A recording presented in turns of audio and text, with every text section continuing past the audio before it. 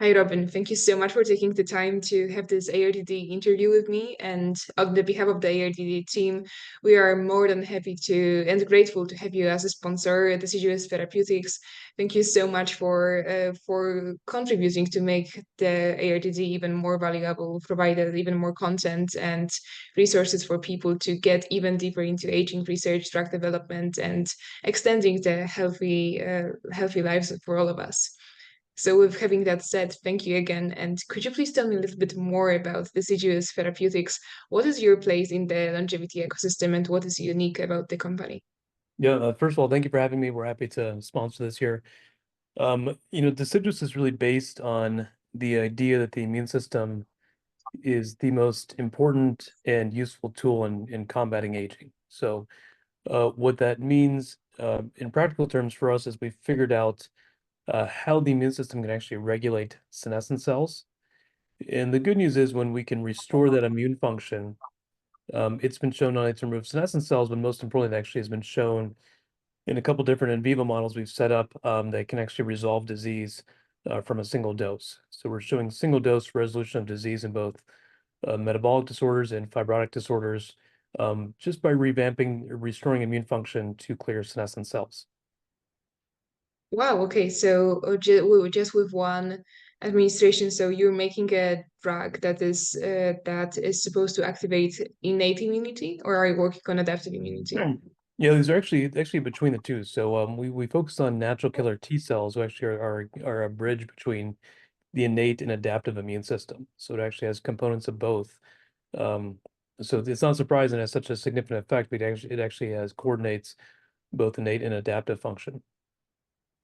Wow, okay. Well, I don't want to spoil any company secrets here, but if you can tell me just a little bit more, is it a small molecule? Is it of natural origin? What's your product? Yeah, and we have a small molecule program. There are other ways to do it. But the lead program is a small molecule.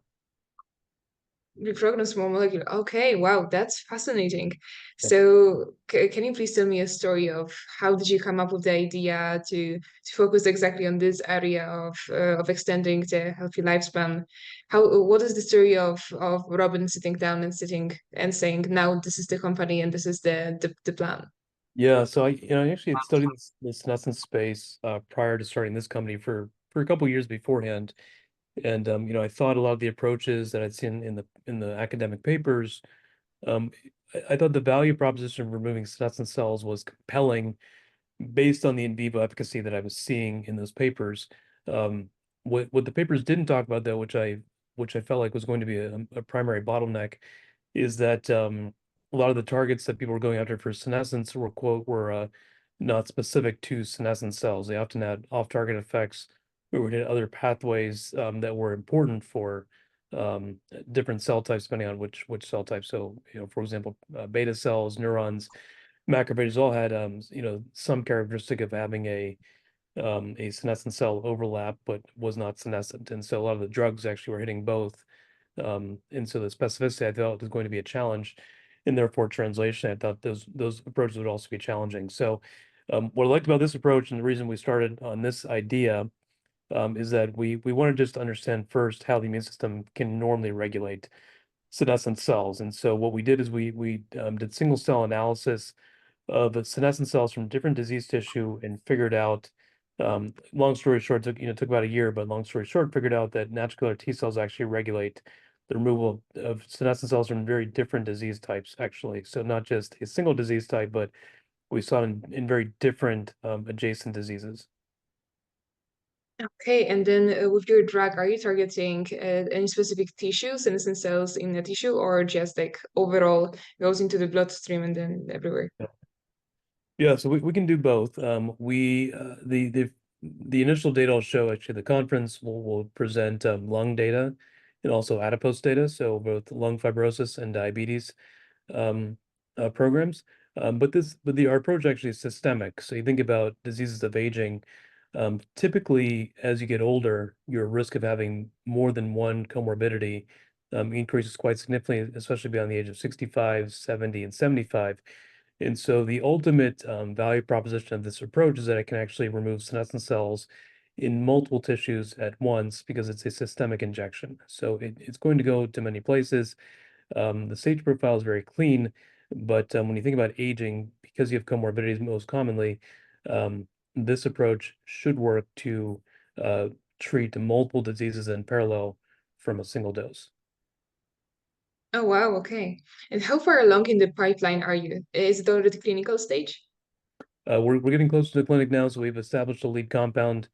The lead compound has been scaled up, and it's been through some PK studies and through some non-GLP safety studies, which all came back either uninteresting or showing no adverse events, depending on which study you're thinking about. So the PK studies were, just showing us how the drug was cleared now quickly, and then the safety study, we went to 30 times the effective dose and didn't see any adverse events, even at very high doses. Okay, that's amazing to hear. And Robin, I need to circle back to one thing you said, and that you mentioned very sneakily that you will present some of the data at ARDD, which is happening in less than a week, actually. And without spoiling the secret too much, what can we expect from the presentation? Yeah, it'll be data heavy. So I like to talk about I'll do an introduction around the idea and why we went up this approach, but that's relatively quick. I prefer to show data and images more so than anything else. I think that's, there's a lot of interesting work in the longevity field, but at the end of the day, you need to show data that's quantitative and irrefutable. And so the presentation will be more focused on the numerical data we've produced, where we show uh, improvements in endpoints that you would find interesting to observe not only in an in vivo preclinical model, but also endpoints that you would want to see in the clinic with human patients. So that's the data I'll be presenting. Wow, this is music to my ears. And I have one totally random question. Do you have a favorite type of representing data visually? Is it the bar charts, knowledge graphs? Yeah. What do you prefer? I think anything that's quantitative is what I prefer to talk about. I think when I'm showing you numbers, it's not anybody telling you a story. It's just saying, here when we didn't treat it, it's up here. When we did treat it, it's down here. And I think that's a very believable story to me. So I'm going to show a lot of numerical data, but also show some images of lungs that we've treated, and show you the difference between an untreated fibrotic lung and a treated lung that we've put our drug into. So that'll probably be the most compelling, is I think seeing physical images of results is really compelling. Um, but I think when you step back, the quantitative, holistic data is probably the most important data. Oh, it is, and I'm sure that everybody in the audience will agree with you, especially that this ARDD gathers, not just this ARDD, generally as a conference gathers a lot of data-driven scientists who are just desperate. Can I say desperate? Desperate without the pejorative connotation here, Yep. to I finish understand. Yeah. aging once and for all. Yep. And speaking of ARDT, again, as I said, thank you so much for sponsoring. It really means a lot to us. And is there anything that you're looking for specifically to add ARDT for an opportunity to grow? Are you raising right now, or are you looking for any type of partnerships? Yeah. Yeah. So a couple questions there. So, generally, the interest is always in meeting the people. I think we're always looking to consider new hires. We're very open-minded about where people come from. We don't only hire domestically, we've hired several people from overseas. So we're always interested in meeting aspiring scientists and directors that can join the company at some point. We're interested in potentially in partnerships. We had a couple of golden ticket sponsorships from AbbVie and Eisai already, but would love to talk to more pharma groups and learn more about their interest in the space and share more about what we're doing. As far as investors, we are closing some additional funds right now. So if investors want to talk about that, I'm happy to do so. The round is largely complete, but there's room for a little bit more at the end. And then we'll kick off a larger raise um, around Q3 next year. So it could be good to chat now about investing, or it could be good to just start getting to know each other with an eye towards investing about 12 to 18 months from now. Okay, well, I will definitely put it down in the show notes for people to clearly know how to approach you in the conversation here. But tell me one more thing, and the thing is, how does it actually happen that you come up with solution? I mean, what is the workflow like? Do you have like multiple team meetings every week, or what is the process behind making Deciduous grow? Oh yeah, we have we try not to be very meeting heavy. I think it's more important to work and to make progress on the day-to-day stuff rather than sit around and talk. But yeah, we have a weekly research meeting, and then we have a monthly kind of research review just to track our goals and our progress against it. So um outside of that, just a couple of meetings here and there as needed. But like I said, mostly it's about doing work, and more work, less talk is our motto. Yeah. And would you have any tips for scientists who want to turn entrepreneurs in the longevity biotech series? What was like the challenge or a moment when you said like, oh wow, this is not what I expected on my journey?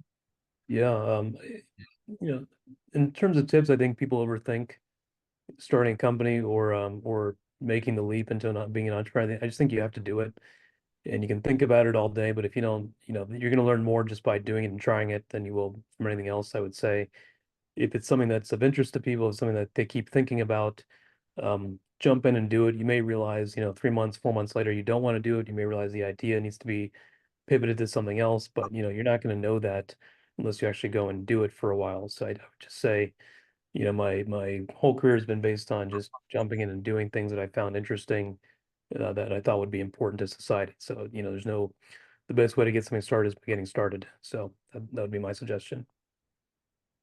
Exactly, especially when we're talking about the aging fields, there is literally no time to wait.